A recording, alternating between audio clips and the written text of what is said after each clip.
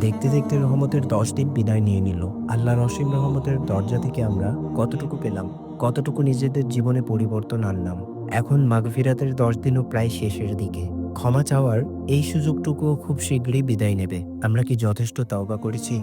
আমাদের গুনাহগুলো মাফ করানোর জন্য যথেষ্ট চেষ্টা করেছি? এখনো সময় আছে। এখনো আল্লাহর দরজা খোলা। তার কাছে ফিরে আসুন, ক্ষমা চান, নিজেকে সংশোধন করুন। মাগফিরাতের এই শেষ মুহূর্তগুলোকে কাজে লাগান। আল্লাহর কাছে আন্তরিকভাবে তাওবা করুন। রহমতের দিনগুলি চলে গেছে। মাগফিরাতের দিনগুলিও শেষ হতে চলেছে। কিন্তু এখনো সময় আছে। আল্লাহর কাছে ফিরে আসুন। তার রহমত ও মাগফিরাত লাভ করুন। লা ইলাহা ইল্লাল্লাহু মুহাম্মাদুর রাসূলুল্লাহ। আল্লাহ ছাড়া কোনো ইলাহ নেই। মুহাম্মদ সাল্লাল্লাহু আলাইহি ওয়াসাল্লাম আল্লাহর রাসূল। আল্লাহ আমাদের সবাইকে তার রহমত ও মাগফিরাত লাভের তৌফিক দান করুন। এই রমজানকে কাজে লাগান। নিজেকে পরিবর্তন করুন। আল্লাহ আমাদের সবাইকে ক্ষমা করুন।